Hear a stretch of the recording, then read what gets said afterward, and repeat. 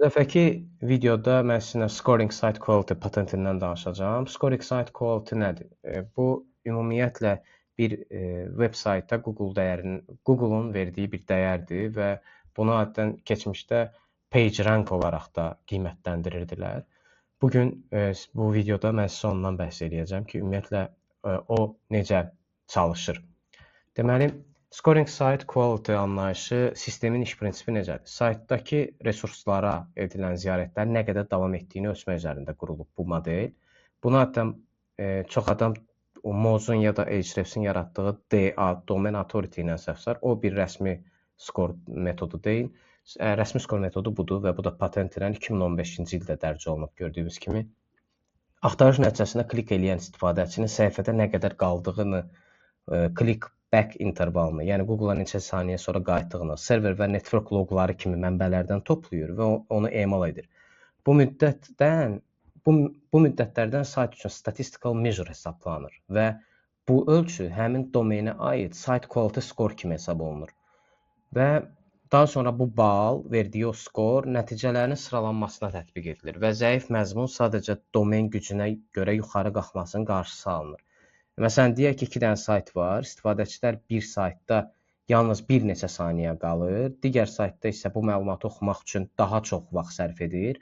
Statistical measure ikinci sayt üçün daha yüksək olur və nəticədə onun site quality skoru artır. Bu səbəbdən axtarış sistemi ikinci saytı daha yaxşı görür.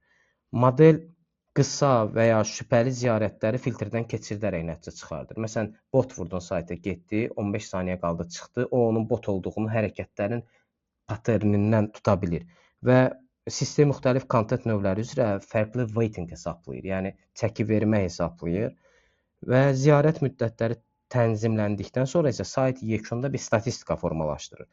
Hesablanan site quality isə artıq bunun nə qədər tez-tez crawl olacağına, məsələn, bot neçə dəqiqədən sonra gəlsin bunu oxusun, neçə dəqiqə sonra buna yenidən recrawl eləsin Google-un botları, indekslənməsi sürətli mi olsun, zəif mi olsun, hamısı bu skor ətrafında hesablanır. Həmin patentin nömrəsi də burada var. Bunu məsləhət görürəm ki, ümumiyyətlə oxuyasınız və yüksək keyfiyyətli saytlara da Google getdikcə daha çox etibar eləməyə başlayır və bu yüksək keyfiyyətli saytın arxasında duran dəyər də elə budur. Yəni, məsələn, bir dənə sayt məşhurdur, amma məzmunu zəifdir. İnsanlar səhifəyə daxil olur və bir neçə saniyəyə çıxır. İkinci sayt o qədər məşhur deyil, amma mövzunu yaxşı izah edir. İstifadəçilər də səhifədə daha uzun qalır, daha çox scroll eləyir və buna geriyə qayıdıb Google-da eyni şeyi təzədən axtarmırlar. Bu zaman artıq Google patent deyir ki, bu patent insanlar harda daha çox qalırsa, o sayt daha keyfiyyətlidir.